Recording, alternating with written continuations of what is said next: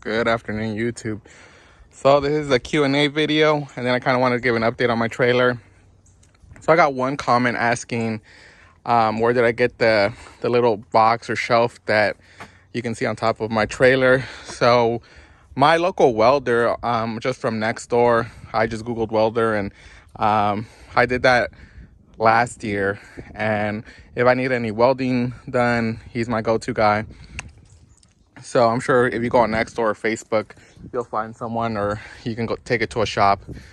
But if you saw my other video, I mentioned that it was leaning towards the left side because he added this gate and it added more weight to it. And when I loaded both of these mowers onto it, it made the trailer itself kind of flex and shift. And I might be saying some of the terminology wrong. I'm not, I don't know about this stuff, but this is just what I got from my conversation with him. So this side, I wasn't able to latch because this guy had moved slightly to the right where it was hitting the bottom piece. And it was leaning towards one side. So I called him and be like, hey, what do you recommend? And pretty much he was like, when I was working on your trailer, it was very flexible, or it was flexing a lot, it was shifting, and it didn't really have that much support or braces. So I took it back to him and he fixed it. He leveled it out where even now it's not leaning anymore. And you can see he did this X mark brace. He also added this support bar down here, and he did the same thing with the other one. So right there, he added another support bar right there, or this one actually, it was that one. Same thing. He did this guy too. He ran a C channel all across, and he beefed up my spring system. So he added another C channel out there to where it kind of raised it up a little bit. So he said I should be good now, and next week I should be finally working. We are supposed to get a couple days of rain, but if it doesn't rain, then I'll be out. But just go to your local welder. I would say, try to find someone on Nextdoor, Facebook. I would try to take it out of, not take it to a shop, because they'll charge you an arm and a leg, but they'll probably do it right, and it'll come with some warranty. So he did charge me another $500 for the material and labor, and he had it for another 3 days doing all this. So after it was all said and done, this trailer came out to $4,200. But I should be good. We'll see how this year goes. But yeah. And so I did get a comment. Pretty much what he does is he does contracts, and he gets paid the same all year round, even during winter when he's going out once a month. And my hesitation towards that, I do have a little bit of hesitation towards that, just because I think during winter, when they are getting that once a month bill, or that, they're getting their monthly bill and you're only going out once a month, there'll be a little bit of hesitation, and they'll be like, why am I getting charged the same even though he's only coming out once and there's nothing to do, especially in my area. So that's my thing. I know at the end of the day, you kind of just have to reiterate to them, hey, it evens itself out during spring and summer, when it was taking a lot longer. You weren't getting charged more, because we knew that come winter, we would kind of get some of that time back and whatnot. And just from my area is just super oversaturated with lawn care guys. So I know if I take that approach where, I make them sign a contract or service agreement or whatever, they'll try to steer away from that, just because they know they can call 3 other guys or 4 or 5 other guys, and probably all of them wouldn't require that. So they would be like, oh yeah, let's not go with him, because, I don't want to sign a contract where I'm locked in. So what I do is I bill after each cut. And then that way, if it rains or my equipment goes down, I don't feel obligated to go and service their property, because at the end of the day, I didn't bill them for it yet. And what I am going to do this year is I'm going to bill monthly at the beginning of the month.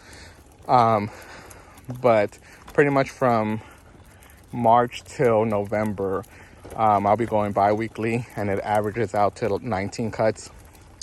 And then come winter, December through February, they'll get a bill for just a one-time cut. And then that way I just feels like a little bit more fair. I feel that's a little bit more appealing to them. But eventually, I know down the road, if I continue to grow, or if I choose to grow and I need to send out 2 or 3 other crews, then I would have to switch, this whole business model where I go probably weekly during spring and summer, and then bi-weekly all the other months and whatnot. So another one was dropping bad clients, replacing them with good ones, and that's where I am right now. Pretty much, I've dropped like 20 clients, and they weren't necessarily like all bad clients, but a few of them had asked me to skip them during summer when we were on a drought. A couple of them, it felt like I was just constantly like chasing my money, be like, oh hey, checking in from to get paid from last week's service and whatnot. And it's just like unnecessary BS that we have to go through. We already we provided a service, and we just want to get paid on time, and they just don't understand that, especially as we're a new business, like we depend on every dollar that we get. So I was like, screw that. Like, I'm just gonna drop them, and hopefully, I know eventually I'll replace them, and eventually I will.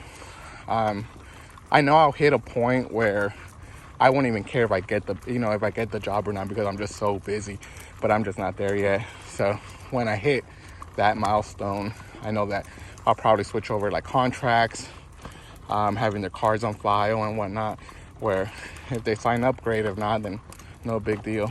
But that's just where I'm at right now. So this year I'll be starting with 40 clients, and I'm projected as of now to do 40,000 in sales. And eventually, every year it just gets easier and easier. You make more from the year before.